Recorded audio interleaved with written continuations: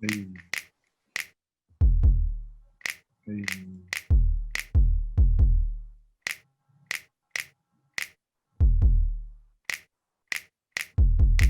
Stats versus Okay. facts. Ayy, stats versus facts. Ayy, know where we at on the stats versus facts. Yeah, my boy, hella black, he on the stats versus facts. And you might get smacked by the stats versus facts. Ayy. Yo, what's going on, everybody? Welcome to Stats versus Facts Sports Talk. You know where we at, and I'm here with the crew. What it do, crew? What it do? Hey. Hey, what's going on? And we back. We back. Got my man G Reg and the money. Still looking for that money. So always looking for that money. Please find me soon. That man Steve Mac back in black with the gray hat. I feel you, bro. Yeah, yes, sir. Yes, sir. Oh, still rocking. Spurs and four. And we are so very excited to have with us today the host of Tweezy Talks, that man, Antoine McKay. What's going on, bro? Hey, how y'all doing, man? Tweezy Talks, holla at me. Yes, sir. Yeah. Yes, sir. Brother, talk to us. Tell us, for the viewers that don't know, what is Tweezy Talks, my man? Tweezy Talks is a podcast that I came up with, me and my brother, and we just talk about sports debates. I try to keep it in the Austin area, just try to have a few interviews with some guys, chop it up. There's some guys I grew up with that actually went out and played ball, so I just try to keep it in the community. Absolutely, man. That's dope. And Antoine, you also played high school, college football and college basketball, right? Correct. Yeah, I actually did. I played at Angelo State. I'll just do a quick little rundown of my little college career. I actually got a scholarship at Texas State coming out of high school playing basketball. And so what happened was I guess my grades, I had to wait I guess to get a scholarship in football, my grades wasn't good enough to get to where I needed to be at the time. So like around basketball season, when I guess the signing period was over during football, Texas State was still looking at me in basketball, and it was like, hey, if you come on in basketball, we'll let you play football next year on the scholarship. So boom, I was real good with the coach, and then I got there, played basketball my first year. I started I'd say about 9 games as a freshman. Did real good. We didn't do too well. Also, I played against, the Longhorns the year Kevin Durant was there. Played against Kevin Durant. Hey, I made him turn the ball over. So that's one of I'll take that to the heart.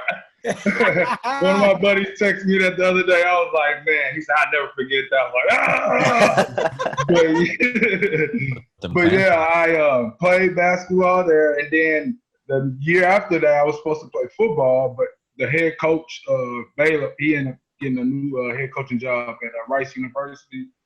And, when new coaches come in, things kind of change. They want their guys, so they wasn't too highly of me playing both sports. And so I was like, well, time to bounce. And Angelo came through, and I started playing football.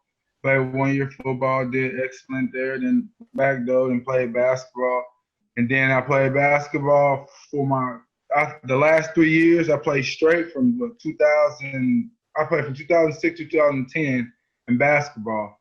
But also in football, I played from 2007 to 2007, 2008, and I sat out for 2 years, I think, and then I actually played my last 2 years, like 12 and 13. So that's the year I had. I actually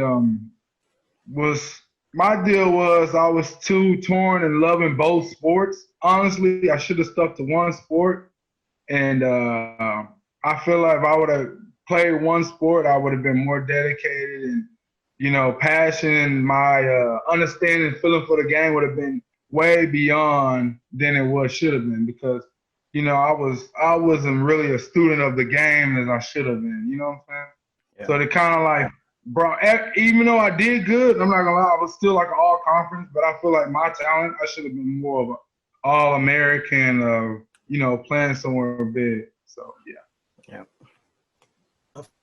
So my question to you is, from your knowledge and going through the whole college athlete career to someone now just starting up, what's the biggest thing that you would say, outside of stick with one sport, somebody's like, all right, I really want to elevate my game. Like, what was one of the things that outside of picking a sport that you kind of struggle with that you wish you had back then that you know now? I'll say,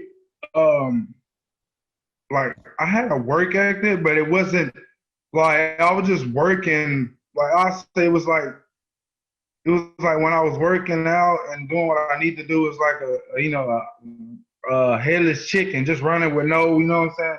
No meaning. I'm working out. What am I working out for? Not really just sitting down and just actually, knowing the X's and O's as I supposed to, I'll say in basketball, I was real good in basketball because I played basketball since I was a jump. And football, it was a totally different game just because I played receiver and playing receiver, it's really more on the outside. Then I moved from receiver and playing high school, then moved from receiver playing tight end. So it was like a totally different game. And so for me, I feel like if you got to switch positions or if you want to play both sports, you got to be the head, you got to be in the lab 24/7 nonstop because it's no sleep. Mm-hmm. Oh, absolutely. Excuse me, G-Reg, C-Mac, y'all got any questions? I was going to ask what position in basketball and football, but you said receiver, tight end in football. So in basketball, where were you? I was a forward. I played the four and the 5 most of the time. You're about 6'7". I wish. Hey, I'm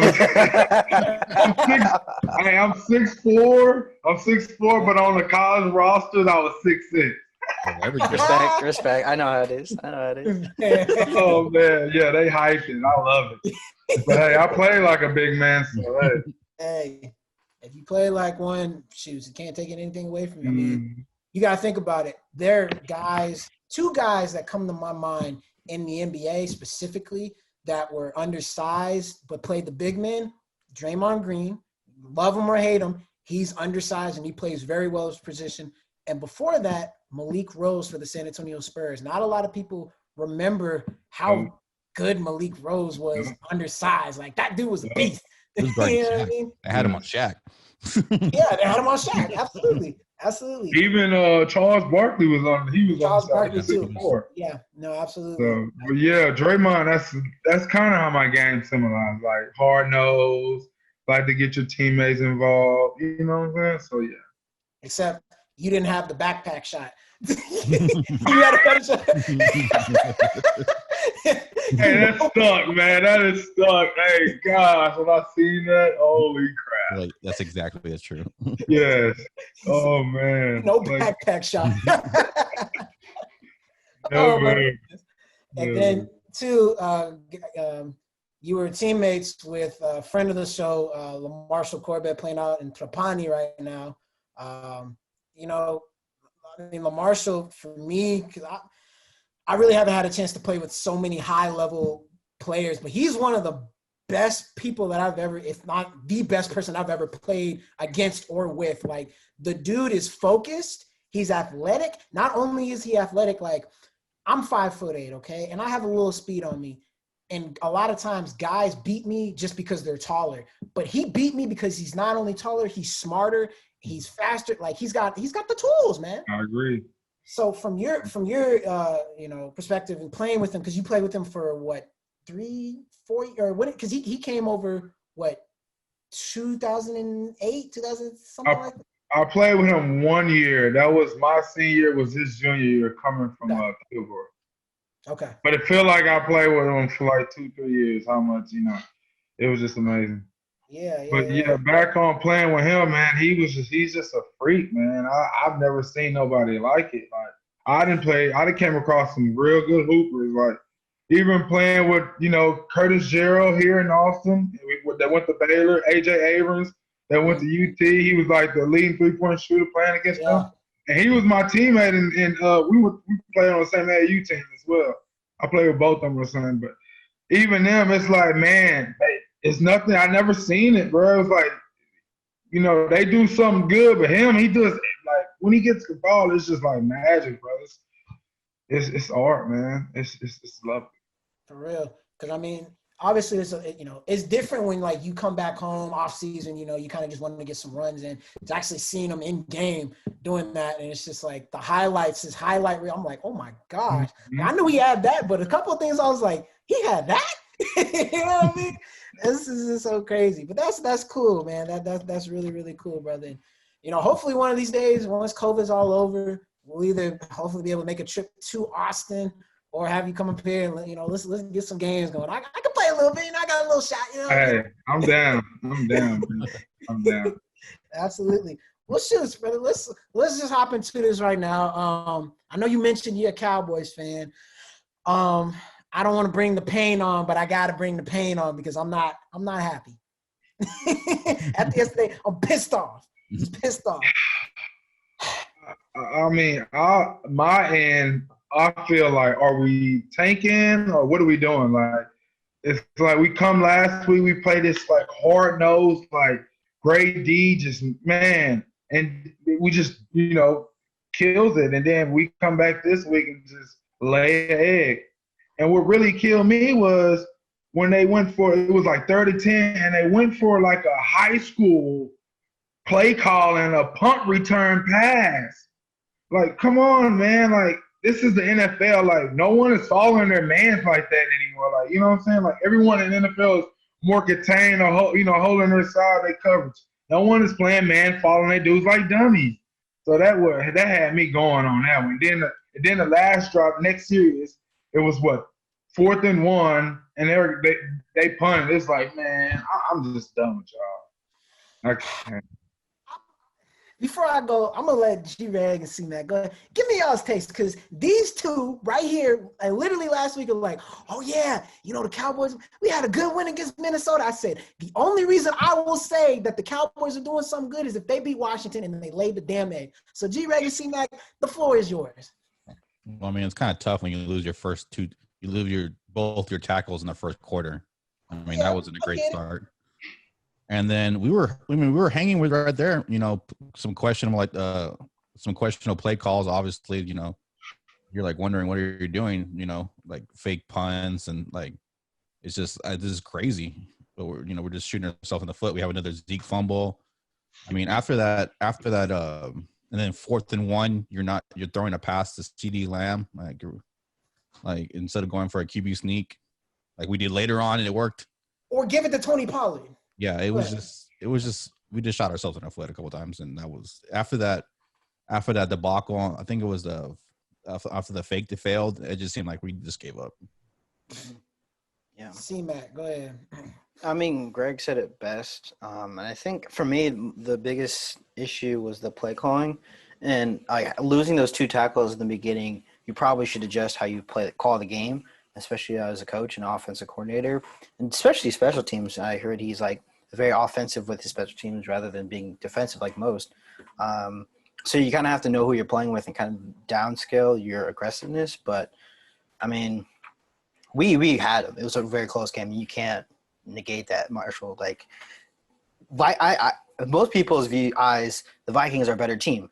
Like, everybody in our conference or division is garbage. So, like, this game shouldn't as matter as much as us beating the Vikings. Like, we showed up to play the Vikings. We showed up to play the Redskins, and just we fell apart. And it is what it is, Next game.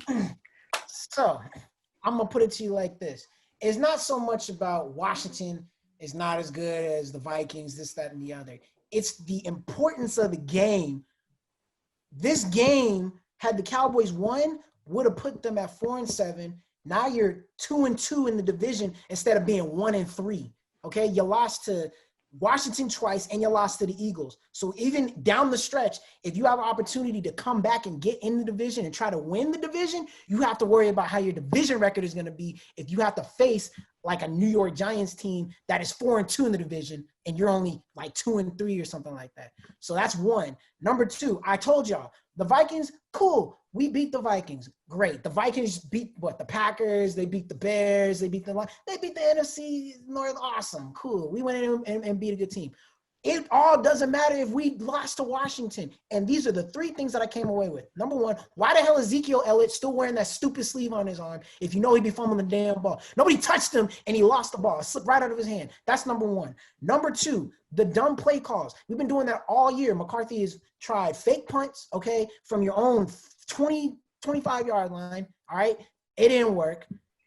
You throw it on 4th and 1? Why not rush the damn ball? Okay.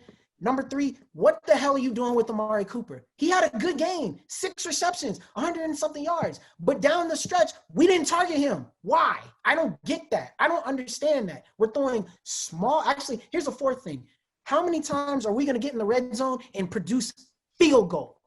Not touchdowns. We're producing field goals. Like, that's the whole MO of the Cowboys. It's been for years. We get down there, looks like we're doing good. Defense may get a turnover, which is rare because the defense is not that good. And then what do? Field goals. Settle for field goals. You can't win with settling for field goals. You got to get the damn ball in the end zone. Especially now we have a red zone target in CeeDee Lamb that seems to be a good red zone player that you can throw a fade to. Obviously, we saw last week. But we're like literally we're at the 10-yard line, and he started going backwards. We tried to throw a little screen pass, and then the run got. I'm just like, can y'all at least advance the ball? Like, good Lord. So 4 things I should say that I have to take away with. But it's just the same thing with the Cowboys, man. Now it's just like you might as well take because the division looked like it's going to be either Washington's or the Giants to win. And that is crazy because it was the Eagles and the Cowboys from most of the season. That thing is flipped way the hell around. So I don't know where you go for the Cowboys. I really don't. It's tanking season. That's the way I'm going to look at it. Antoine, I'm going to leave it to you. It's a tanking season. Yeah, it is, man. I'm so sick of Zeke. I'm really sick of Zeke, man. He's been making me mad. It's fumbling. Like, what is going on, man? Like, I don't know. Should we trade him or what? We gave him all this money, and now he's just a big slump, man. I think he said he wanted to focus more on reception, and I don't. Me personally, I think that can help, but I think that's distracted his focus on just like being able to run the ball effectively, and also it's the offensive line too that plays like 50-50 part of the issues. I guess. I mean, if that's the case, if we need an O-line, we need to get an O-line back, then we might as well get us a 4th, 3rd round pick of a running back and keep Pollard and do something with it because, I mean, I feel like even though McCaffrey and all those good receivers, they don't have just as, I don't feel like the O-line is that good, and they just doing their thing. I just feel like the running back pack is taking off, and Zeke is still like 2000 when he first came in. Like, I want to see a new improved Zeke because he come back. Like, the first game, I'll say he came out on point. And then, and it does have a lot to do with the O-line being hurt. Yeah. But, man, I need to see more leadership, man. But you fumbling the ball and dropping balls, he dropped so many balls now. Yeah. That's not helping. Yeah. It's not helping at all. Absolutely, because it's like this. Gibson for Washington, he came out looking like the second coming of Barry Sanders or freaking Daniel Thompson or something. This dude letting the Cowboys up both games that they have played for rushing over 100 yards, and he has like 4 touchdowns in between those 2 games. He's been killing it. Yeah. He's been killing it. And don't get me, he's okay. He's a rookie, but you know what I mean? Zeke is supposed to be the top. Is Zeke the best? Is Saquon the best? Even though Saquon's hurt now, is McCaffrey the best? Zeke to me is barely cracking top 10 in the running backs for real. Because there's a bunch of guys that I can name ahead of him. Like, that's just why I don't pick him up in fantasy. I got Carson and Mostert. But anyway, and I can't even put this on Andy Dalton because Andy Dalton didn't have a bad game. He was 25 of 35, 215 yards, 1 touchdown. The interception was unfortunate at the end. I was just, when it rains, it pours. I had an insult to injury. He outplayed Alex. Down throat. Yeah. Go ahead, C-Mac. Oh, no, I was just saying he outplayed Smith. So go ahead, Antoine. Yeah, no, he did. He did outplay Smith. So, it wasn't, Dalton's fault. The defense I can't really put everything on the defense either. Yeah, they got burned a couple of times, but when you have to stop a team in, such a short field a bunch of times, you're going to get screwed. You know what I mean? Our punter, he pinned them down there pretty far. The next time you try to run that fake punch, I was like, anyway, I don't want to get more pissed off. Cowboys stops in the second half. First half, we were just like getting shredded. Right, but you did get some stops in the second half. I honestly don't know where you go now. You got the Ravens, maybe, because all situation with them and the COVID, you don't know what the heck's going to happen with them. You got the Bengals left. I think they also have the Giants again, the Eagles again, and 49ers. 49ers and the 49ers. So I'm rooting the tank. Yeah. We need to. There's no time to fight it, man. We're not gonna get nothing out of it. Yeah. We don't need to. I feel like we're good enough to make the wild card. Not the wild card, but win our division. We can still win it because it's so bad. But we're gonna get spanked in the first round, so let's just tank. Quick question: are y'all tanking for a QB or tanking for O lineman or defense? Secondary. Take it for secondary, because every time the Cowboys. We always find some linemen in the second or third round, fourth round, whatever, right? But our secondary has been trashed for umpteen years. Get shredded. We get shredded no matter what. When you play the better teams, I'm like, yo, they're going to throw on us because they try running the ball, figure out they can't do that, and they finally get that passing game going. What happens? Pass interference, number 27 on the defense, or, a nice 80-yard bomb to Antonio Brown for a touchdown or something crazy like that. I'm just like, yo. Or it's like the Cowboys need to get a stop. Just get a stop. Please just stop them from getting a first down and moving the chains. It's 3rd and 15, and they get 18 yards for a first down. I'm just like, here we go. So I need secondary. I need secondary. I didn't mean to take away. Antoine, what do you think? No, I honestly think they should get a quarterback. I don't know. I got to see what Dak is going with because DBs, I feel like you can pick up a good DB in the third, second round. Just like Diggs, you picked up Diggs in the second round, and he's actually been doing pretty good. It sucks to say that he's our best DB. He gets toast, but he's our best DB we have out there. So it's like, if he's a first-year rookie and he's our best guy, it's like I can roll with him. He has potential. Let's get him better. But I don't know, man. I was thinking now that you said that, but I was thinking about getting a quarterback just because if we get one or two, you got to get Trevor Lawrence or Justin Field off the rim. You get those guys. But if you can't, man, yeah, we got to go. We might have to get another O-lineman. Another O-lineman or a DB. Those two.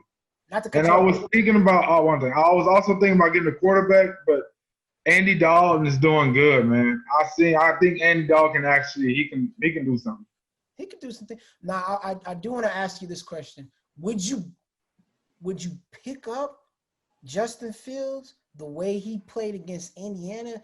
Because he played like garbage against them boys. Even though they won, I'm looking at Penix Jr. from Indiana. If he comes out, that boy is nice. I haven't checked him out. I haven't even seen that guy, but I'm just more hyped on the well-named guys. There's probably some sleepers out there.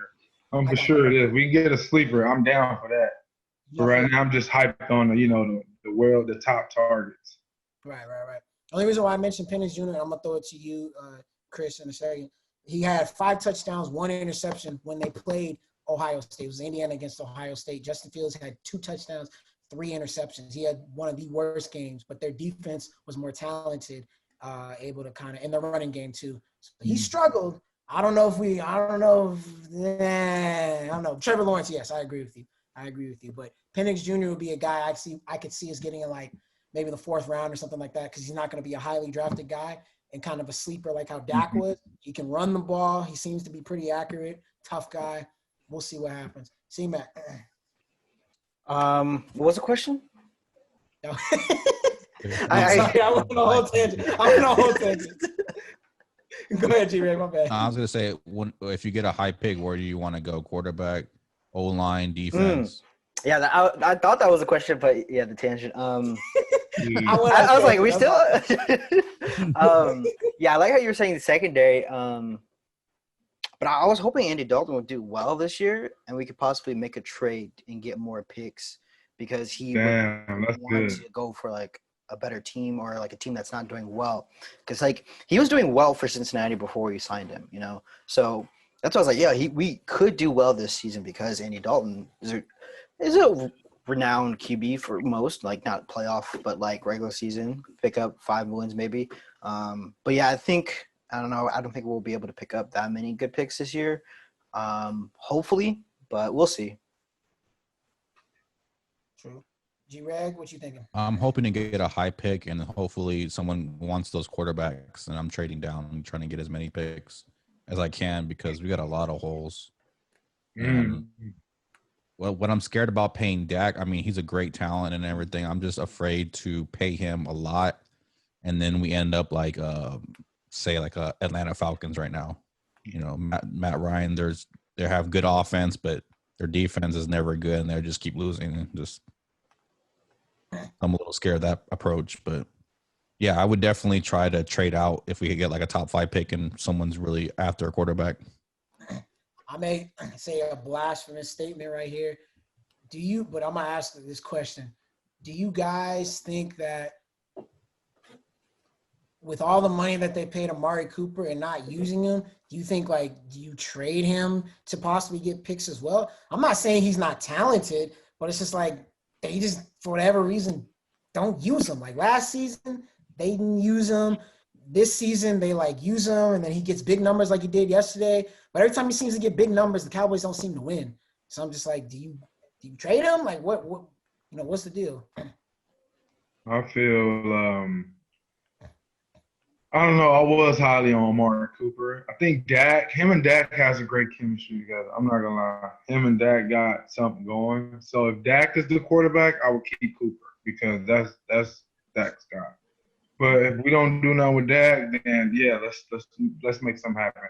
But I don't think we can really. I'm trying to see what can we get actually with his trade. Can we get 2 draft picks? Because I feel like we took an L by giving our first round pick for him. We should have been like a second or third round, at least give up 2. But yeah, I want to like I don't know, I don't know honestly. Because I'm thinking, shoots, you can give him to a team like the Bengals who are going nowhere, and they're hoping to win with Joe Burrow and. Get some guys in there that have experience and get their pick, a high pick or some of them. That's a possibility. Maybe trade them to, another team that just needs a receiver, and they're like, all right, we'll give you all our picks. So I don't know. I don't think we can get a good pick from him. Maybe a 4th or 3rd round at best, but no one really wants him. See, the thing is, with the Cowboys, Ezekiel Elliott and Amari Cooper are like, as like a Texas reference analogy, they're like guns in your house that you want to keep because you don't want to be naked without them. So we're just keeping them. Like we might not use them as often, but we're just gonna keep them in the house just to be safe. That maybe that 3rd down, we're not using them right now on 3rd down, but like 3rd down, like we're going on a game-winning drive or something like that. We need them. We might use them. So I think that's why we're probably gonna keep them for at least 2-3 years. The main problem, as we know, is we got to get rid of Jerry Jones, but you can't do that because he's the owner. So, I mean, what you going to do? He's got his whole family up in the upper management. That's really the problem right there. If we want to be honest, we're seeing all this stuff right here. We need to be looking way up there. Hey, Jerry, you and Steve. Yeah. Wouldn't it be crazy? Check this out. Go ahead. No, go ahead. See, Matt. See, I have this theory that like he's making decisions because other people are chirping in his ear and telling him because he doesn't have that much experience and everybody's saying he's terrible. But like I think it's just the people around him that are telling him what to do and just making bad decisions. Yeah, without a doubt. Now, before we move on from the NFL, couple things. Number one, Cowboys and Lions always have a tradition of playing on Thanksgiving, but they always seem to be getting their asses kicked. And the Cowboys, started playing on Thanksgiving Day in 1966, Mm-hmm. and the Lions started playing 10 years before that, I believe in 56. And they've just both have been bad. I mean, the Cowboys got smacked last year by the Bills. This year was by Washington. I mean, in the past, they've lost. The Lions seem to lose every year because they always go up against either the Packers or the Vikings when they had AP. I mean, I'm just like, dang, man, just dang, and the Lions, not to go too deep into the Lions, Matt Patricia needs to go, and it just shows how well Jim Caldwell had them guys playing. Jim Caldwell had them boys playing very, very well. The Lions fired him after being 9-7, and Patricia has not even had a winning season since being there. Like, shoot. They thought the grass was green on the other side. Yeah, and it wasn't.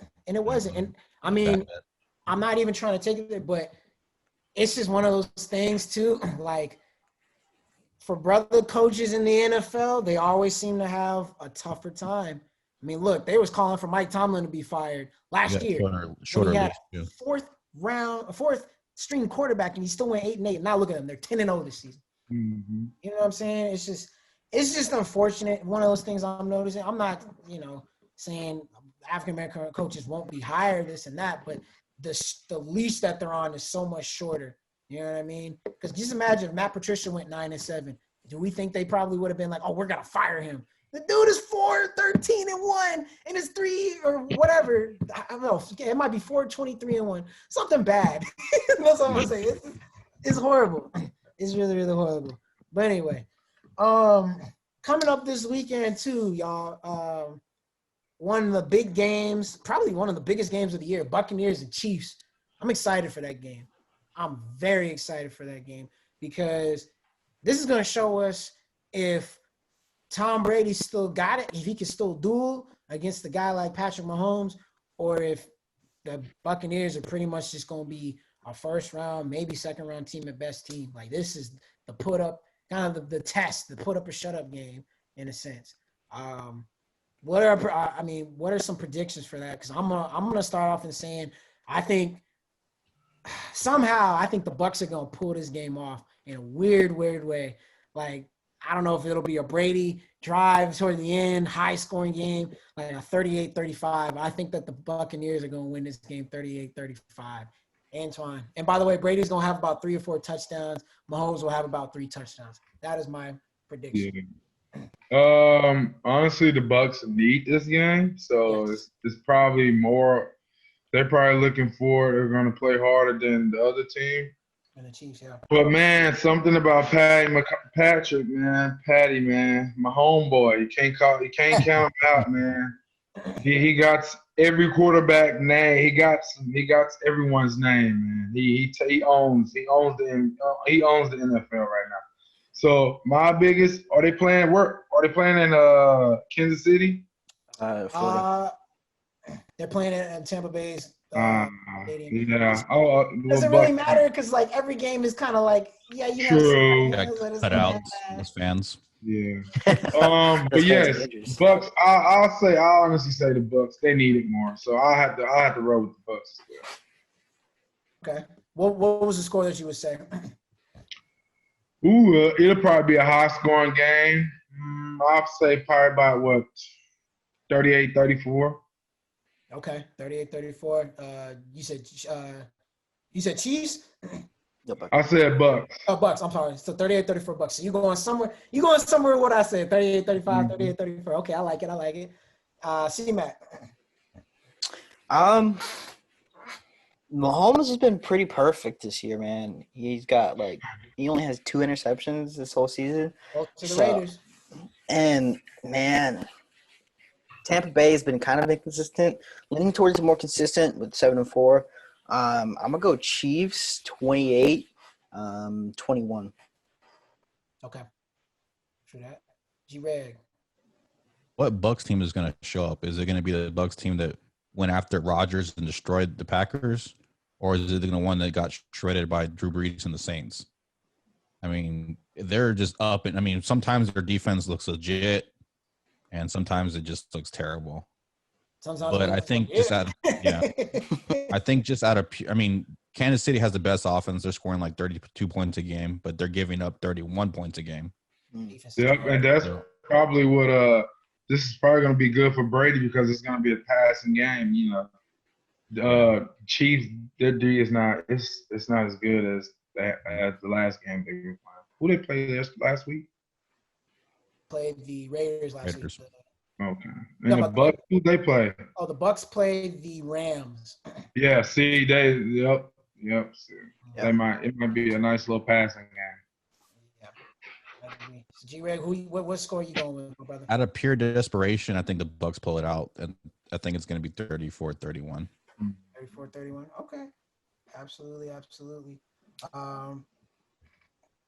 Man, outside of that game, I mean, whenever the Steelers and Ravens do play, which now it's supposed to be, I think, Tuesday. They're supposed to play on Tuesday with no Lamar, no like 11 other players possibly. Mark Ingram.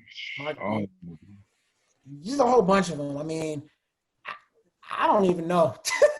A bunch of people. I'm hearing people say that the Ravens need to forfeit. Shoots. I don't know. Colts Titans will be another one. I'm looking forward to seeing Derrick Henry pound that rock against a very, very good Colts defense. That's probably the other big game of the week. I mean, that one's essentially going to be for first place in the AFC North. So, yeah. I mean, not AFC North. Excuse me, the AFC. Was that the AFC South? Yeah. Yeah, I think it's the AFC South. So, absolutely. But anyway, we're going to transition here to some boxing. I got to do a little preview of boxing. Right now, joining us, we got the man as soon as he comes in, Mr. Cut Man himself, Daniel Garcia. What's up, bro? Man. What's up, baby? You caught me in the middle. I'm making some drinks for tonight, so you caught me right in the middle, man. So shot. I hope we ain't on right now. Free advertisement? Free advertisement? What you thinking, brother? What you thinking? I am making a whiskey mule. Ooh. Okay. A little bit of Elijah Craig. Okay. Then we got some ginger beer, some cock and bull ginger beer. Okay. And then story. a little bit of lime juice, and then I'll also throw in. Let's see, where is it? I got some maraschino cherries here. True that. Well, you know, man, Daniel, I knew I was gonna come on, and I had to. You know, you guys are so smart with your, all your sports terms and stuff like that. So I had to come correct today, man. Oh yeah, without a doubt. Well, Daniel, right now we got my man Antoine on. Antoine, that's my boy Daniel, Mr. Cutman's Corner. Antoine, how you doing, my man? All right. Yes, sir. So, you making something look real delicious over there, man. This is to y'all guys right here, my man. Hey, my boy. All right, I'm done with being a lush. Now it's time for some stats versus facts. Yes, sir. Gregory, one of my favorite people. How you doing, sir? Good, always. One of my favorite people. Where you go with this? Be careful. What? Well, Danny G, let's jump right into this. Let's do it. We'll start with the main event, man. Tyson Jones Jr. I mean, is this going to be a grudge match, or is this going to be possibly welcome back Mike Tyson? Let's see if you can go after that title for the heavyweight. Like, y'all guys are going to like what I have to say here. But this is going to be let's see how much money we can make on the Thanksgiving holiday match. That's exactly what it's going to be. And I'll tell you why. The reason why this is not going to be what everybody thinks it is.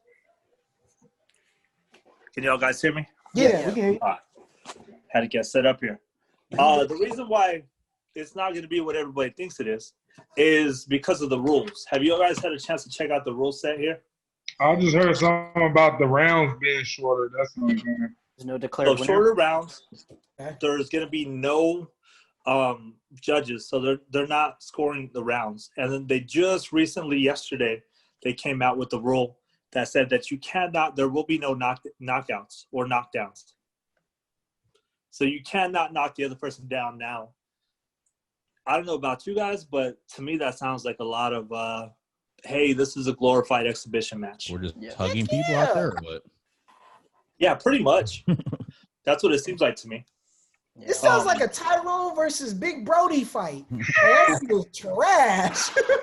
Like once I heard that, it kind of took down my interest in it quite a bit. Yeah. Mine Just for the too. fact that, like, so what are they gonna do? Like, what happens if they get a big shot? If Tyson gets a big shot and knocks him out, are they just gonna disqualify him? Doesn't make any sense. I was hoping for a Drago Apollo Creed moment. Something like that, right? Yeah, I was at least Rocky Balboa, right? Yeah. I mean, the old guys come in and they still got it going, but I'm hoping for a fun match. The fight is tomorrow, right? Yes, it is tomorrow. Tomorrow evening. It's supposed to be like a super pay-per-view or something like that. Oh It man. is a pay-per-view. I believe it is $40 on pay-per-view. I will be tuning in. That's for sure. So if any of you guys would like to watch it, I will be having it at my house, and I will serve some whiskey mules and some Oh, masks are required though. That's required.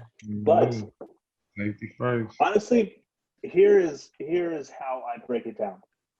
I am super excited to see Mike Tyson in the ring again. I don't know. Did you guys see the face-off earlier today? Yep. It Okay. looked like my dad versus my uncle at my grandma's house. I was like, oh.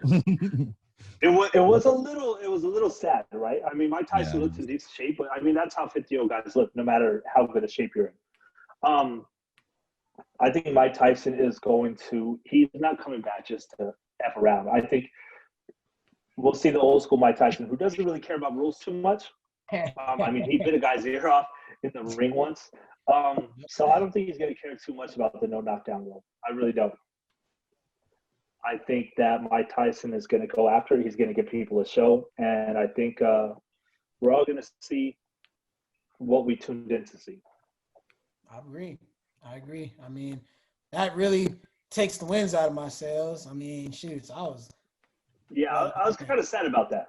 Let me just I kind of expected literally like a grudge match. What was that? Rocky. Sylvester Stallone and Robert De Niro. Was that grudge match? Yes. I was expecting something kind of like that, but it would be cool. Look, obviously I don't think Tyson could come back, but if he were at 50, he's 53? How old is Tyson right now? He's 53 years old. You're correct. I believe Roy Jones Jr. is 51. So yeah.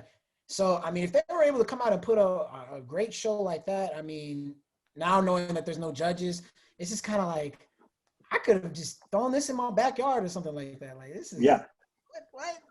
It's an exhibition in the truest sense of the word. But remember what happened in an exhibition between an aged fighter and a non-aged fighter in Rocky IV, right? Mm-hmm. Pretty much kicked off the Cold War. Supposed to be an exhibition, and Apollo Creed ended up dead. I still haven't forgiven Russia for that. But who knows, man? That was supposed to be an exhibition. Maybe Rocky this is V. going to be Antonio Tarver versus. we don't talk about that. Rocky V didn't happen. Rocky Balboa, okay. It's very underrated. Rocky V Rocky V is very underrated. with Tommy Morrison. Yeah, no, maybe I'm thinking of Rocky VI. See, even you're skipping over Tommy Rocky Gunn, V. that one. Yeah, past that one. Rocky VI. Never happened. Yeah, Rocky 6. I think that Rocky 6 is just called Rocky. Yeah, Rocky. Yeah. So I was wondering, literally during the, I was watching the face-off, and I was wondering, like, if one of them had that thought, and in Rocky Balboa, when it says, running is out because you have bad joints, hard sparring is out because you can't take a punch. So we're just gonna lift some heavy iron, and we're gonna make our punches hurt. And I really, literally had that flashback when I'm watching the face-off between them. I'm like, that's got to be the strategy, right? Neither one of them are going to have crazy conditioning. Neither one of them are going to be able to take a ton of shots. Yeah. But what can they do? You know, they can get strong and they can get big. And Roy Jones Jr. actually looks pretty big. You could tell he put on a lot of muscle since his fighting days. Right. No, without a doubt. Antoine, well, actually, he might have left. Oh, there he is. Go ahead. No, my bad. No, you're good. I was going to ask you, what are your thoughts, and what do you kind of expect now? You know, hearing about all that, plus what you had heard before. Man, after I heard this amazing update news, it's like kind of just trickled down. I was so hyped about it, but it's like, man, it's gonna be it's so staged. I'm not impressed. Hopefully the craziness come out of Mike Tyson and we see something. But Mike yeah, Tyson ain't following rules. Yeah, I got my money on Mike at the end of the day. He's not going to be the same. Psychologically, he's completely different, man. Yeah. What do you mean? What do you mean by that? I'm gonna be the same. Gonna knock him out. Every time you saw Tyson now, he was crying or being real emotional. Have you or guys like seen doing the that video of one-man Tyson, comedy though? show. You're like, oh, God. Have you guys seen the video of Tyson, though, when he talks about, you know, what it means to him coming back? And he's literally, like, crying. And he says, this is war right here. Like, I'm a warrior. It just hurts me that I can't fight. That's why I picked Tyson, man. Like, you watch that. That's a scary dude right there.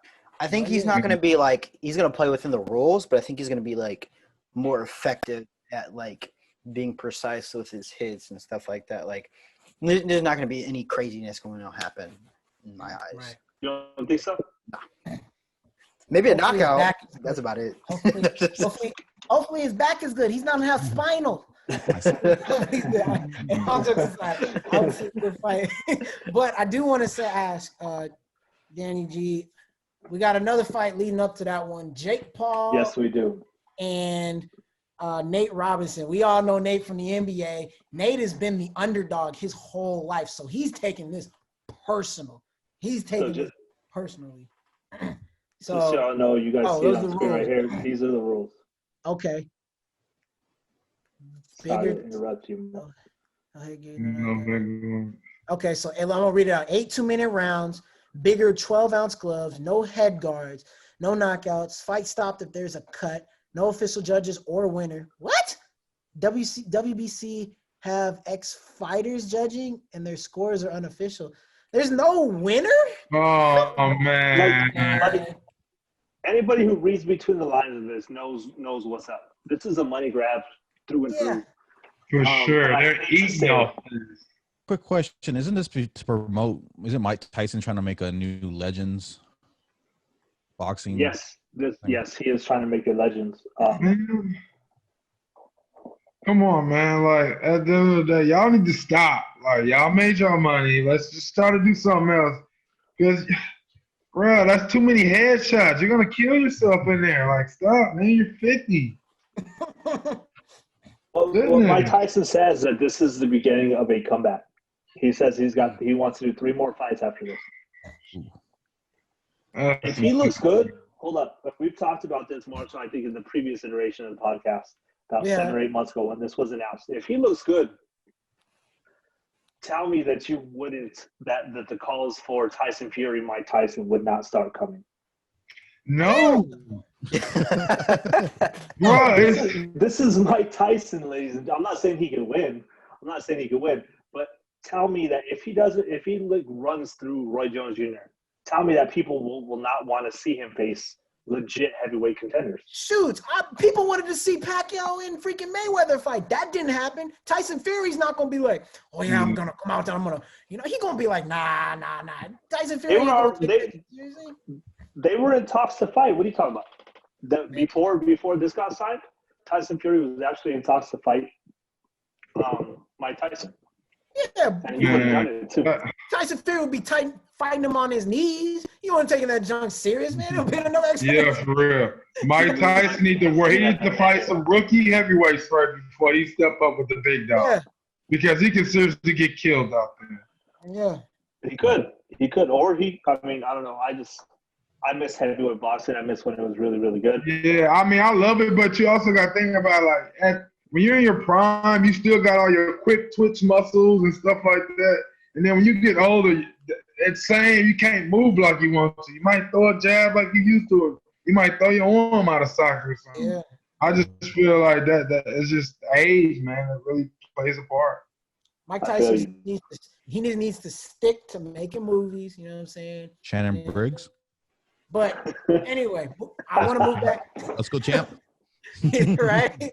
I just want to move to Nate Robinson and Jake Paul. Now, Ooh. Jake Paul, he's like, yo, I'm not a YouTuber anymore. I don't do this for views. Like, I'm really, and his team, I was watching a special on him on Snapchat. They're like, he's doing this stuff. He's doing big boy stuff, this, that, and the other. Nate's like, he been talking a lot of smack. He said, I'm going to show him I'm an underdog all my life. You know what I mean? I'm coming ready. So what do we think this is going to go? I'm going to swing this to G-Rag first. G-Rag, who do you think going to win this fight, I hope man? Nate Robinson wins. Society needs this. We You cannot, held the fate of mankind in your hands, Nate Nate Robinson. cannot lose after just being a superior athlete, supposedly. You know, obviously played football, basketball at high levels. He's shredded weedy still. No, you're right. So, You're right. I hope he wins there too. We'll see. C-Mac. I got Robinson as well. C-Mac, who you got?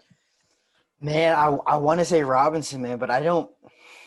I'm buying into this whole like he's doing the big boy stuff, man. Jake Paul is Jake Paul like 6'2", 5'10", 6'2"? He is. I think he's 6'1". I believe he's 6 foot flat. That's a lot of height. Oh, Nate Robinson was like 6'1", 5'6". 6'1". He's like 5'6". Nate Robinson's 5'9". Oh, he's 5'9". Okay, I thought I was taller than him. No, That's a little bit of a height difference. it is. That has muscle. I don't know, man. I don't think Nate Robinson is gonna get this. I normally would pick the underdog, but I don't think so, man. Why do you say that? I don't know. I buying into. I've been seeing some snippets of Jake's training, and I don't know. I'm just buying into it. I haven't paid too much attention, or I haven't seen anything. Obviously, because Jake Paul's advertising and putting out on social media like his training regimen, and like who he's training with. Nate Robinson just in the back, not promoting it. Which, I mean, for him, it's a good path, right? But I don't see Nate Robinson as a boxer. I keep seeing him as an NBA basketball player. He could probably play football though. I'll give him that. I've seen some highlights from him playing football. So boxing, just nah. Antoine, what you got, my man? What are you thinking? I gotta go with the little Nate, man. I got to. He gotta hold it down for the athletes, man. He does it. He does. Man, he can do it all. So yeah. I haven't seen him do. I haven't checked him out yet, but just from the name, I've just seen him play football and basketball and being an athlete. If I had to put my money on it, I had to go with Nate. As long as he doesn't come out punching like McGregor with his little. So hey, if he comes out punching like McGregor, the fight's over in the first round. I'll give McGregor that at least. But here's what I'll say. I'm not gonna pick a winner because it's just too much of a free show. But here's I'm gonna give some thoughts. I'm getting booed off the podcast right now. Who'd have thought? So back when this fight first got announced, I'm like, Nate Robinson, oh my God, Nate Robinson is going to destroy him. Why? Because Nate Robinson is an athlete. There's a difference between athletes and world-class athletes and not world-class athletes. And Nate Robinson at 5'9" is a world-class athlete, no matter which way you put it. Able to play in the NBA. He was able to play at a high level in football. He almost actually suited up as a professional. The dude has fast twitch muscle fibers on top of fast twitch muscle fibers. He's just a straight up athlete. So I thought this would be nothing. And then I saw Nate Robinson hit the pads. And it was McGregor-esque. not very encouraging to say the least.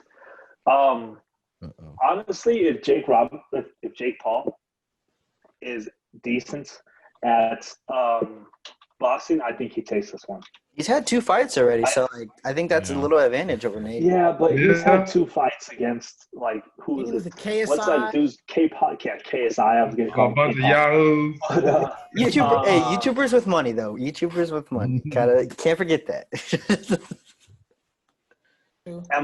Hey, G-Ray, am I able to to show videos on YouTube or no? Is that against the rules? You can. If you, If it's like 7 seconds, You don't really get along very much. 7 seconds should be good. All right. So this is Nate Robinson hitting the pads. I want y'all to see this real quick. I want you to see how kind of terrible this is. Come on, Nate, don't let me down. And this wasn't even the worst one. I mean, he's quick. Don't get me wrong, but you're right. He's not hitting it with a lot of force. Yeah. Well, it doesn't even matter necessarily if it's forced. Look how he's supposed to be throwing a jab, and look how he's kind of leaning back away from the jab. Yeah. Actually, he looks a little bit faster now. But the very first video I've seen, it look like the first time he ever threw gloves or threw hands. He looked absolutely terrible. This looks okay, and this was taken in July. So Got better than. Let me see, old Jake. he looks. I mean, look at how he's turning here. He's rotating his hips even before that punch. Even after that arm even has. Watch. Rotates the hips and then he throws. There's nothing in it.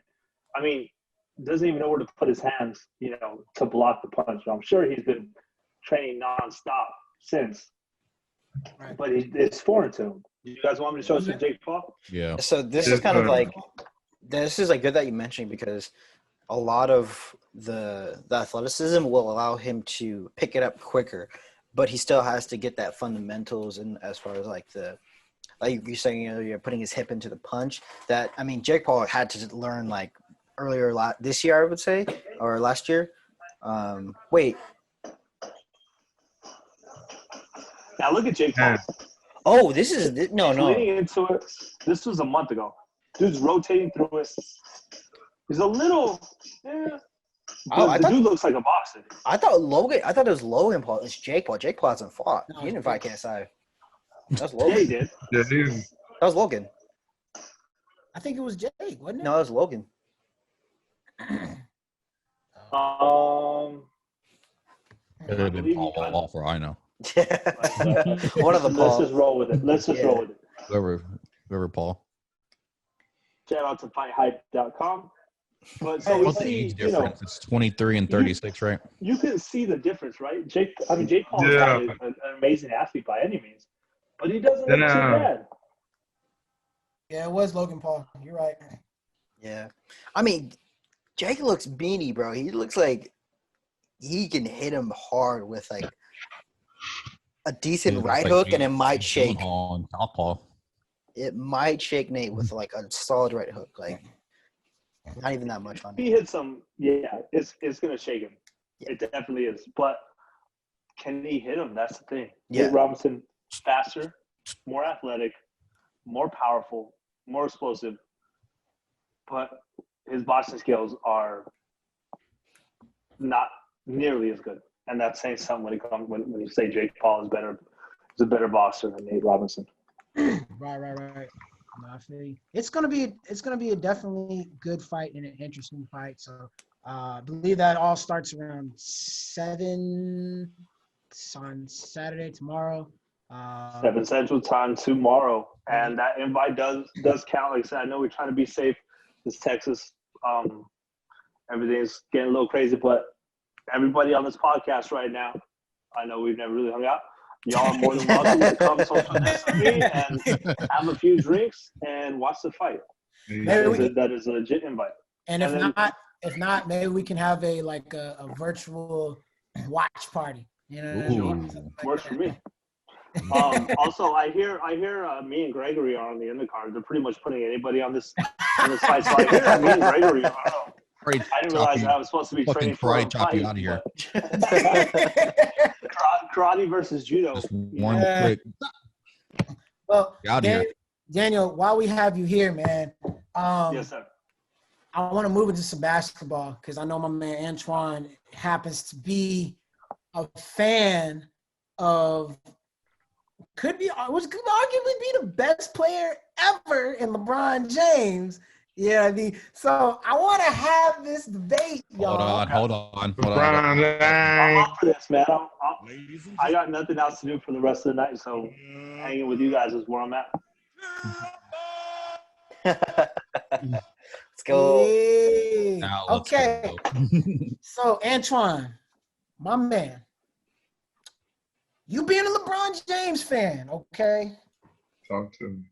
Do you think, first of all, before I go into that, there was somebody on this pod last year that said LeBron James wasn't the best player in the league. He said Kawhi Leonard is the best player in the league, which I debunked that so quickly. And then now he has to agree with me. Isn't that right, Mr. Daniel? I don't know what you're talking about. Wait, what? I was AFK, away from keyboard. Who's that idiot that just said that Kawhi Leonard was better than LeBron James? That I would want be you, to know who you're talking about. Oh, that would be you, good sir. I believe I said it the other way around, did I not? Oh, no. I'll admit to it. Oh, no. I got to admit to it. I did say it at one point. Right. So And that was after Kawhi Leonard won the championship. Don't get it twisted. Things changed that was part of the argument that things changed throughout the year. Yeah. And I told you, LeBron wasn't hurt. They would have gone to the finals. I said that because KD was and lost to. About that.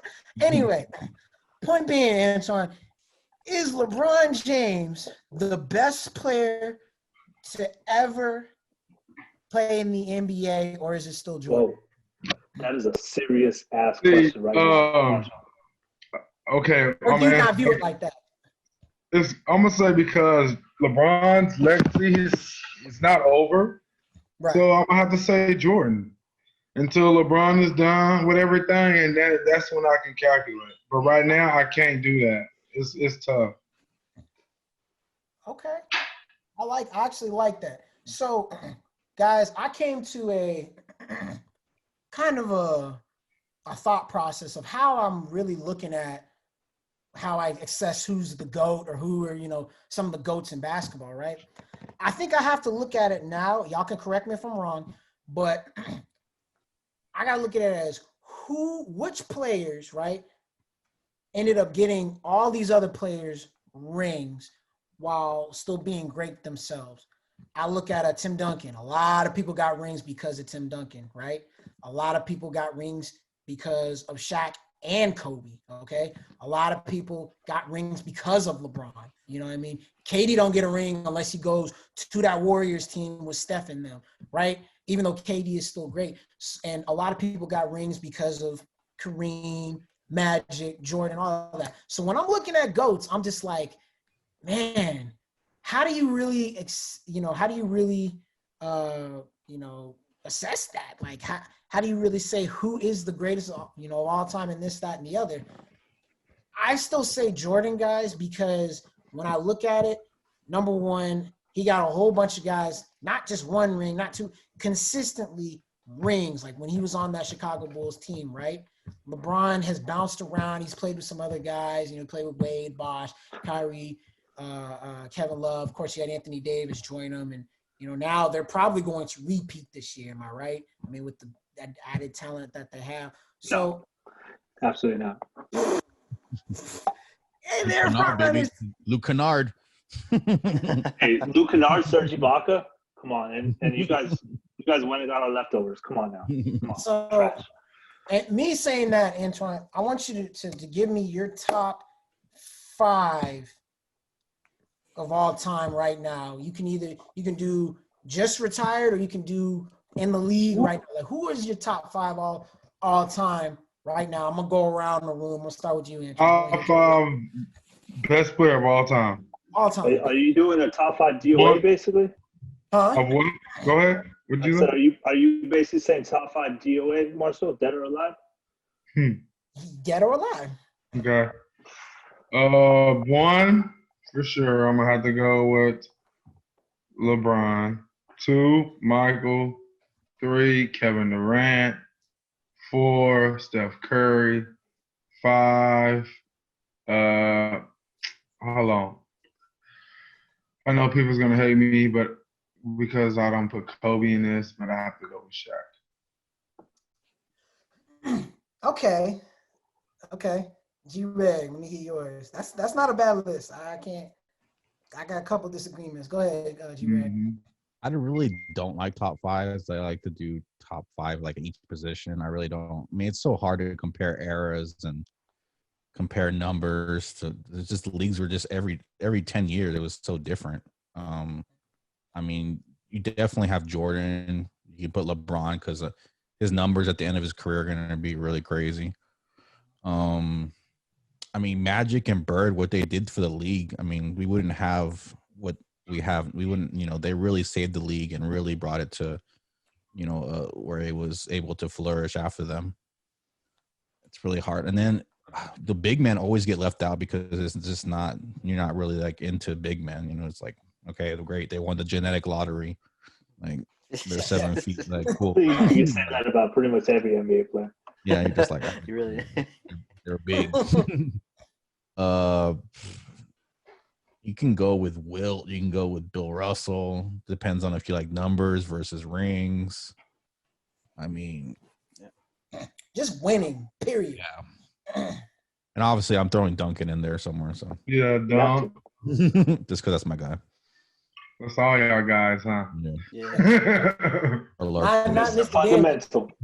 fundamental. So you kind of know where I stand on this too. Like I got two different thoughts on this. Okay. You have, when you're talking about the greatest of all time, there's a difference between the greatest and the best. And I think the argument perfectly encapsulates in football when you talk about Aaron Rodgers versus Tom Brady. Right. One's greater, one's better. Right? How do you separate between the two? And the other one, when it comes to basketball, is I know we've done it on this podcast before. Back, I think it was in March when COVID hit. Mm-hmm. I'm not really a big fan of, like Gregor said, top five list, but I like Bill Simmons and the alien question. Right? If aliens invaded Earth and challenge us to a game of basketball for the fate of the entire world, who's your starting five and who's taking the last shot? That's how I've always kind of done that greatest question because it's a little bit more fun. Makes you have to pick, between eras, between groups. What did Max say? Max said, "I want Iguodala." All right, man. It wasn't the greatest six man of all time. I'm just messing. Would you say the best six men of all time? He's up there. Who? Iguodala. I'm gonna tell you, if you don't know the best six men of all time, then y'all should be ashamed of yourself. I know James Worthy, sir. I know James Worthy. Who's y'all? Y'all don't know who's the best six men of all time? Y'all want me to tell you? He's in y'all house. I mean, it's Manu for me. There you go, Manu. There it is. I was like, Manu. Yeah. Hands down. Yeah, Manu. Hands down. He was Manu's my favorite player, so I want to say that, but you said James Worthy, and I was like, yes, yeah. He's up there. I mean, James Worthy is up James there. Worthy, You got to even go George Gervin, who did wear a Spurs jersey at one point. Yeah. But did any of them? But I mean, Manu took it Argentina? another level. What's that? I feel like Manu took it he took the game another level with the Euro and just the flopping. I mean, don't too many people don't. It works, man. That flopping. I feel like James Harden got a lot of Ginobili in him. Yeah. And somebody I think y'all forgot too was I was just watching this documentary a couple days ago, the Bad Boys documentary. Dennis Rodman was the sixth man for he was. They first won the championship. Yeah. That guy. Yeah. Hard to put him behind anybody as well. But what I mean, like six man, like Ginobili, he played like coming off the bench his whole entire career. Like it's very few games he started, Right. and that's why I give him that. I really do. Clutch factor. Lou Will is up there as well. Lou Will and Jamal Crawford. So do you want me to name a five, Marshall? I'll name five. I won't rank them. Yeah, name five. Well, I'll rank the first two. 1A, 1B, Michael Jordan and LeBron James. Okay. Hands down. Then I'm gonna go 2A and 2B. I'm gonna go Magic Johnson and Larry Bird. Mm-hmm. And number 5, this is kind of controversial, but I'm honestly gonna go Dr. J for my 5. Yeah. I like that. Sleeper. Okay. Too many people I help on, huh? C-Mac.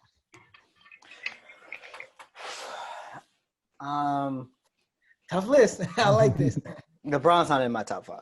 I'm just gonna say that. Ooh. Dear Jesus. That's fine. I'm gonna have to say the Drake. Hold on. I thought you said LeBron wasn't in your top 5. LeBron's out of my top 5. Michael Jordan's number 1 because he kept everybody else from winning. That's GOAT level. That was part of my other analysis. He didn't let people win. Yeah. And they were like, yes, he's not in the league. We can win. All right. Came back, smacked everybody, you know. That's true. But he did. Hold on.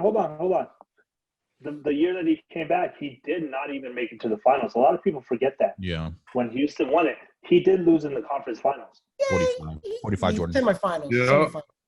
They lost to the Magic. Yeah, I get that. Magic. He didn't have 23. That's why. Think about it. But they did have him that year. Huh? He came in halfway through the year. You got to think about that too. Is he had been playing baseball, decided to come back through half the year. After that, he said, all right, here's what happens when I got a full year worth of training and worth of work. What happens? Y'all ain't winning. That's nasty. It was a quick turnaround. But continue. Yeah, this is like in the documentary. They said like that he took that really personal, that he got embarrassed. Yeah.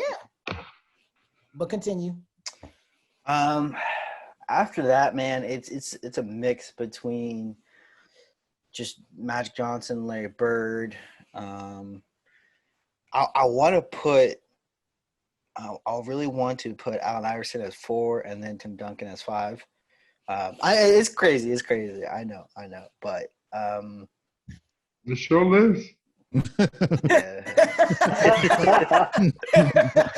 Yeah, you can put whatever you want. Yeah, I'm not I know.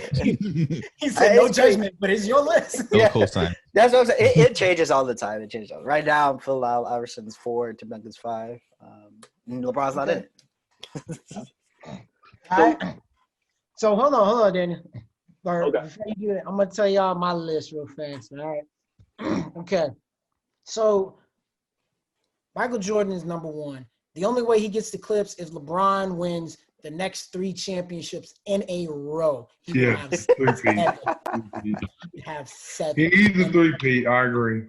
Yeah, at that point it would be a 4-peat. He doesn't need just a 3. He needs a 4-peat because that's something Jordan never did. He'd have one more than Jordan, and he more than likely would be getting the Finals MVP every single time at the age of 30. He'd be 39 if he won the next 3. I think he'd be 39, 30, 38, 39 years old. Never ever happened. No he would be the GOAT to me. Huh? It's not happening. Oh, they're gonna win this year. I know that they're gonna win this year. We got to see what's gonna happen a couple years after that. But that's that. So I do have Jordan 1. I have LeBron 2 as of right now. At 3, I mean, I have to put Kobe in there, man, because Kobe. People got to realize Kobe was a different, he was a different human being put together. Like, we have not seen that work ethic and that talent that Kobe had. Yeah, him and Shaq had the little button heads. Jordan. I mean, outside of Jordan, but I'm just saying, like, the way Kobe really studied, and you hear a lot of people saying, oh, he was better than Jordan, which I don't think he was. He may have had a better three-point shot than Jordan, but overall, he took a lot of his game from Jordan. But his work ethic, that Mamba mentality, the likability of him, this, that, the other, like, Kobe's got to be in there for me. He's number 3 for me, okay? Number 4, I think I would have to put Magic in there because Magic won 5 rings in a very short amount of time. Like, he won 5 rings and played what? Magic played 10, 11 years, something like that? Yeah. That's impressive. That means you were a champion damn near half of your career. That's impressive. You got to give, and it's not like he was just a guy on the team. He was a big contributor to the reason why they won, even though they had a good squad. Like, he kept a lot of people from winning. Don't get that wrong. Stacked. He's number 4. 13 Number 5, years. huh? 13. Oh, 13 years. So, but that's still impressive, though. That's impressive. Number 5. Number five. It's a tough one because it goes down between. I think I'm gonna have to put Timmy D in there.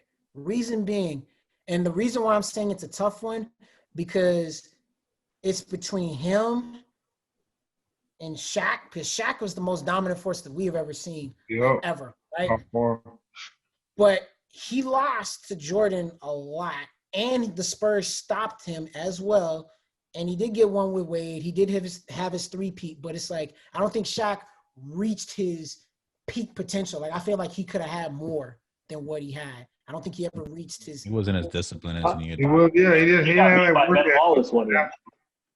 Hold on, a whole bunch of Did you ever see that interview when Kobe was like, if Shaq had the work ethic of me or somebody, he said Shaq would be averaging, they have like 13 rings.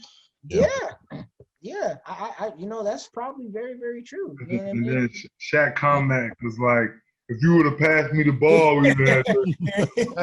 I mean, it's a bunch of what ifs, but I put Duncan in there because, they didn't win, back-to-back championships, but to win, 3 championships, 03, 05, 07 like that, to be 6-1 in your was it 5-1? No, 5-1, excuse me, in the finals, and to have 3 finals MVPs and 2 regular season MVPs too. And all the competition you had to go at. That was the year that was the era of the power forward. Yeah. That's the word. And like to the one thing that kept the Spurs from repeating or even three-peating is, and I've said this as recent, if David Robinson were like a couple of years younger, wouldn't have had that back injury, him and Duncan would have been running the West. They would have been running the damn West. Trying to go up against them, because people forget how good David Robinson was. Yeah. So that's one. Quadruple Number 2, the Spurs never really had a guy that was like a closer. You feel me? They never really had a closer. Like a guy, like if you needed them to take that last second shot to win the game, you could trust he's going to hit it. Like a Jordan, like a Kobe, like a LeBron, like you can trust the ball in Melo's hands because Melo's hit a lot of game winners too. A Paul Pierce, Kawhi's gotten there, Dirk, like it's a type of guy like that. The Spurs really never had a guy like that. You didn't think Tony Parker was that guy? No, I don't think Tony Parker was that guy. Manu was. I don't think Manu was that guy either. I thought Timmy Every was clutch pretty close. possession, they gave it to Timmy him was on a top of the- closer. Wait. I heard 3 different things. What'd you say, G-Man? I said you got it right, my man. I said Pop at the end of the games, he would always put Manu on top of the key and said, "Here's the ball, go do your thing." Right. Which more than likely he's had some game winners, but in the big moments where like this could have been it for the Spurs. Think of 2005 or 06 against the Mavericks. They were down 3-1, came back. He didn't have a guy to close it out. The Mavericks ended up winning, going to the finals that year. Shoots against the Clippers in 2015. Chris Paul hits that crazy shot. Chris Paul. Who are you going to as your closer? They tried to give the ball to Danny Green. Danny Green is not a daggone closer. You never had that type of guy. So I'm just like, the Spurs would have had that guy, whether maybe, I don't know, maybe if they had Michael Finley a few years earlier. Because Michael Finley. Right. Do you think that's Spurs basketball? We just make the right play. Yeah. I mean, yeah, you do make the right play. And the Spurs won a lot of their games by blowing people out. But if it was close games, Spurs are losing that game 7 times out of 10. I'm sorry to say. And that's not saying that they're a bad team. 7 times out of 10. I'm going to say it. In a close game, if they're going up against a guy who can close games out for them, Spurs are losing that game a lot of the times. I'm sorry. They had to blow people out or win by about 10 or more points for me to be like, okay, the Spurs are going to be good. Because, number one, they bad at free throw shooting. The Spurs are horrible free throw shooters. Finals 2013, what happened? Kawhi missed, Manu missed. Ray Allen hits the 3. I'm sorry. Chris Paul beats him in that one. Derek Fisher hits that crazy 0.4 shot against the Spurs in 2004. You know what I'm saying? Against the Mavericks in 06. There's a couple other times. They just didn't have the closers. I'm sorry. They just didn't have the closers. So that was for me, the difference for them winning back-to-back championships and then just having one here, then another here, then another here. So, but my last question to you guys before we get on out of here, all right? And here's the biggest one. I wanted to save this one for another day, but since Antoine's here, I got to ask you this question, Antoine. Who are your top 5 players that never reached their max potential due to injury or something else? Who are your top 5 guys that were like, they were going to be like up, they would be 2-3-time champions if they had not. Huh? You talking NBA, right? Yeah, NBA. I'm talking about NBA. Let me see. One, let's go with, for sure, I'll say Brandon Roy, Tracy McGrady. Here's a hit one. See, my dad is a Pacer fan, and I don't know if he was a big guy, and I used to like him. Jonathan Bender. Yeah, Broke the 3. Jonathan Bender. He was a shooter. Came out of high school. 7-foot shooter. Crazy. How many is that? 3, 4? 3. That's 3. 4. Maybe Grant. I want to say Grant Hill because they used to hype him up so much, and And did I say T-Mac already? You did. You did say T-Mac.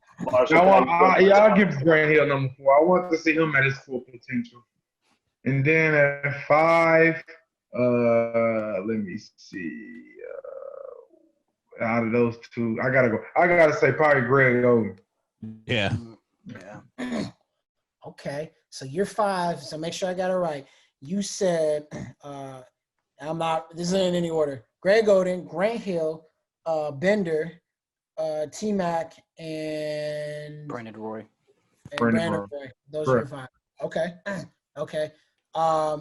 Daniel, any adjustments to that list? You have your own 5. I do. Number 1 has to be Lenny Bias. Number 1, I don't care who you are. Yeah. I know it wasn't an injury. Number 1, this guy could have been he could have been Jordan before Jordan. I mean, in terms of what everybody says, I think you got to put Len Bias number 1 on that list first and foremost. Other than that, I like the names he came out with. I would have added Derrick Rose. Yeah. Penny Hardaway. Penny Hardaway also. That's what I was thinking. And Grant Hill is definitely on that list. That guy people forget how hyped he was coming out of. I'm old, so that's why I guess I remember. And also another one that wasn't mentioned was Bill Walton. Ooh, yeah. Bill Walton was a stud coming out of UCLA, and just ankle injuries, big guys like that. It seems like there's a history of that. But that's all I would add to it is I would just say Len Bias was probably the number 1 what if in NBA history, and Derrick Rose is up there as well. Okay, I like those. I could too. Good job. I think everything is correct, except which is probably like the most recent one, is Isaiah Thomas. Ooh. Oh yeah, with the back. Yeah, that's the only one because he had proven himself, man, and it's unfortunate. Okay, I like that one. G-Rag. Yeah, I don't have any really real beefs with that. Any of those names. Okay. I'm gonna put off the top of my head that I can think of. I'm gonna put 2 guys in there. I got one now. Okay, go ahead. Yao Ming. That was one of them. That was one of them. I just thought about him right now. I was like, oh yeah. Good job. That was a sleeper. That was my guy. Yeah. That was my guy. Shoot. That was unstoppable in the paint. Mm-hmm. That was one of them. That was one of mine for sure. The other one, and people may say, maybe not, but I mean, this dude was. I don't really think we saw anywhere near the best of him before he got traded off. But Steve Francis. Yep. I was thinking about saying that, but I didn't feel like it was. Nah, That's a good one. That's a good one. Stevie Franchise. He was another one, man. That Straight off of Antoine. That's a big one. Yep. So that question reminds me of like we talking about player what ifs. What about like all time NBA what ifs? Like, hey, what if the Blazers actually had picked Jordan? Ooh.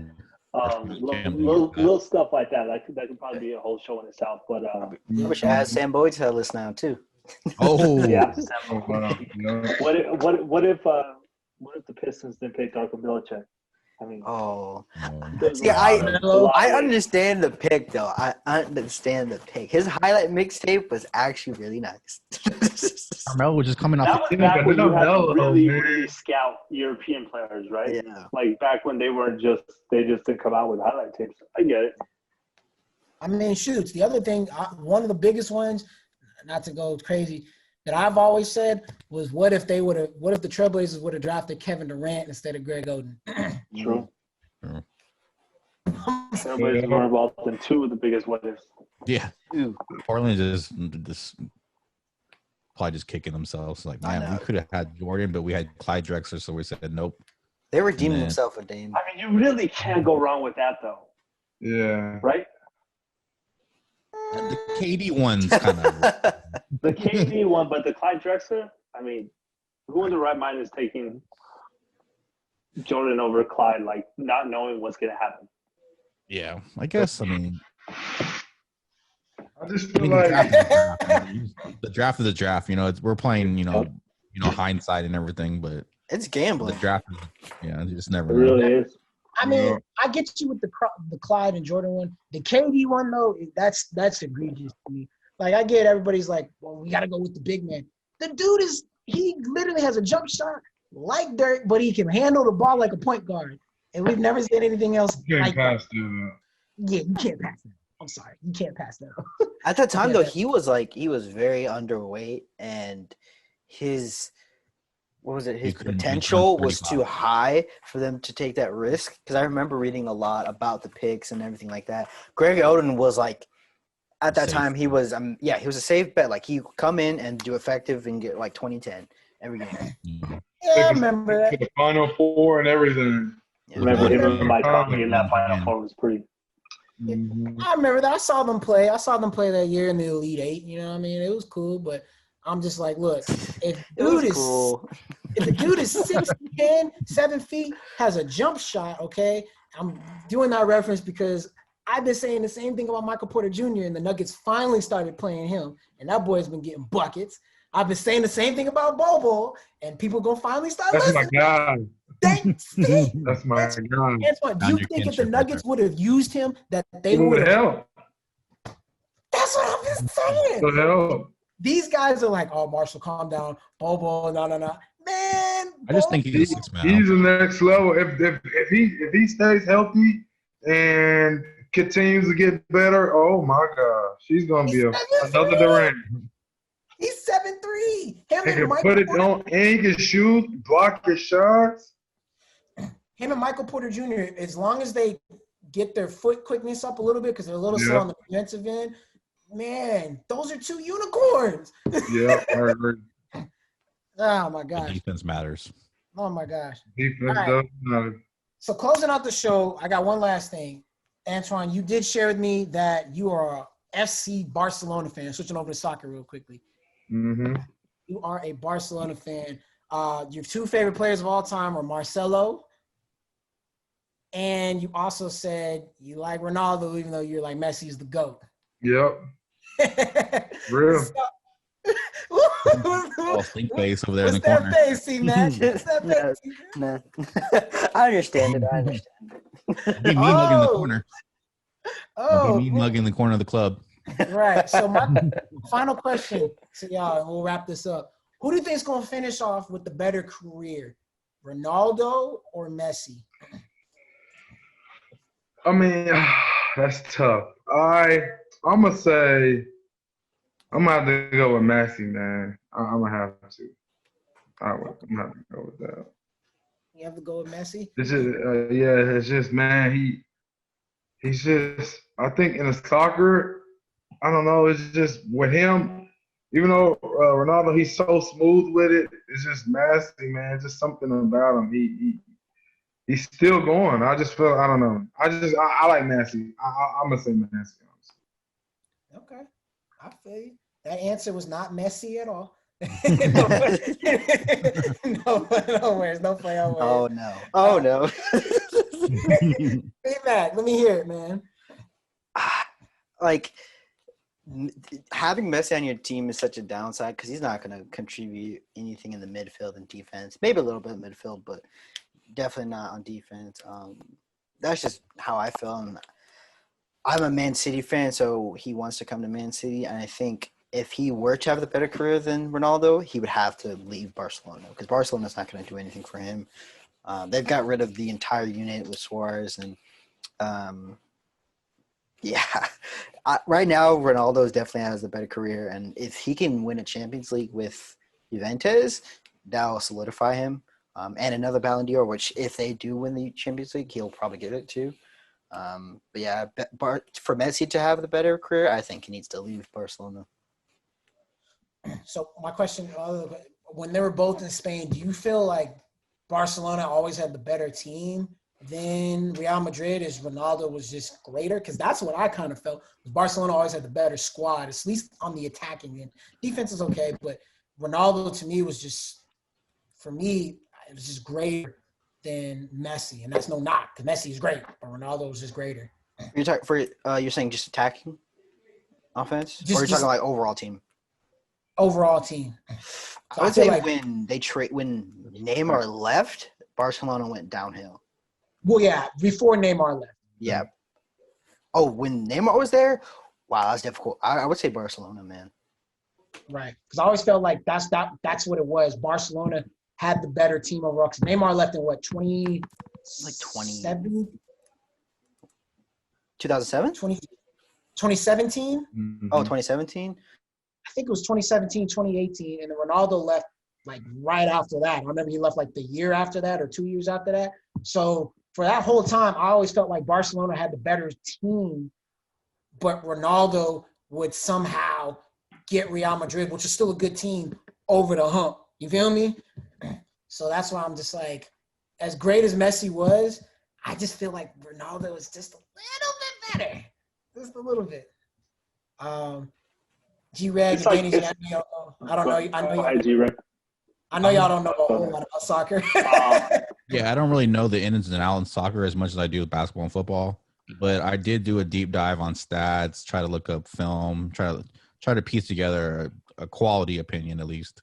Mm-hmm. And it seems like Ronaldo's off his stats are a little higher because he's had more time, and Messi's only 33 compared to Ronaldo's 37 already. So, damn, I thought he was only 35. Shit, I'm off. I just feel like Messi, man, he gets a bucket, man. That's one thing I like about him, man. He's gonna get you. He's gonna get you a score. Yeah. What would you rather have, a Ferrari or a Lamborghini? It really is to me when it comes down to that opinion. It's like it's all a matter of taste. You're gonna get people, arguing Jordan or LeBron just like this question. C-Mac was saying about that, like Messi doesn't play good. You're right about that. He's ready to score. I mean, he doesn't have to. He's offensive talents of all time.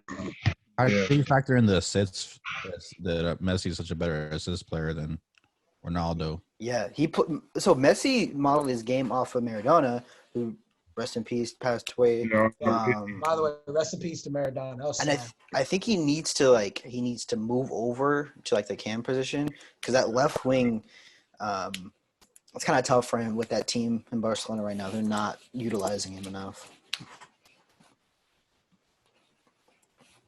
I mean, it's gonna be interesting. It's gonna be interesting. They still got some time. They still have a little bit of time, So, but guys, that is gonna do the dadgum show, man. Oh man, we had a good one today, brother. She whiz. Antoine, my brother, came up with some knowledge. You can hang a little bit. You can hang a little. Nah, you definitely hang, brother. We definitely appreciate it. Danny G, absolutely appreciate it. C-Mac and G-Reg. Hey, guys, y'all can always follow us on Breaker. You can catch us on Google Podcasts. You can catch us on Radio Public. You can catch us on Spotify. You can catch us on Anchor. What? G-Reg? FM. Anchor.fm is correct. Let's go, baby. Correct. And the high middle For hype man. 3 for a while. That one. Greg goes, what is FM? What is that? What's the win? Hey, you know And what? also- I think I think would be an awesome addition to this podcast. I'm sorry for No, go ahead. I just saw that G-Reg is still looking for money. Maybe it's me. Maybe I'll put this on me. Maybe I should start really deep diving into Vegas and the odds. And we should help G-Reg get some money, man. Maybe we should do like a Batman's part to this podcast or something like that, where we look at the best bets of the week. I'm just saying, I'm looking out for you, brother. Coming soon. As always, you can also catch us on YouTube under Stats versus Facts Sports Talk. Again, Stats versus Facts Sports Talk. If you ain't got that BS, you listening to some what, C-Mac? BS, sir. Listen to some BS. And also follow us on the Twitter and the IG under SVF Sports Talk. And do not, if you also are not listening to Tweezy Talk, man, you ain't listening to live. Yo, Antoine, where can they check that Tweezy Talks out, man? It's going down. Check us out. Where can they check us? Where can they check you out, my brother? You can check me out on YouTube, my YouTube channel, Tweezy Talk Podcast. I'm sure I'm trying to get out and get more streams. Soon I'll be on Spotify and all that stuff. So yeah. Oh yeah, without a doubt. Hopefully one day we'll be able to get on there with you as well and really, really. Oh, most definitely. Oh yeah. We need that. I need all the tea, man. Oh yeah, without a doubt. And also, one of these days we all gonna get live together, man. We all getting live together. So it's coming. It's coming. But again, great show, guys. Again, rest in peace, Maradona. I'm sad to hear. Rest in peace, Cowboys strength coach, Marcus Paul. I don't know what his name is. That's my career, man. Yeah, that absolutely. That was, sad news, to hear. So definitely rest in peace for both of them. Guys, I thank y'all so much. For G-Reg, C-Mac, Danny G, Antoine, it's been your boy Marsh. And as always, you can catch us next time on that. Hold on. I'm always missing it, man. I'm always missing it. Hold on. You can catch us next time on that. Stats versus facts. Ayy. Stats versus facts. Ayy. Know where we at on the stats versus facts. Yeah, my boy, hella black. He back. On the stats versus facts. And you might get smacked by the stats versus facts. Ayy.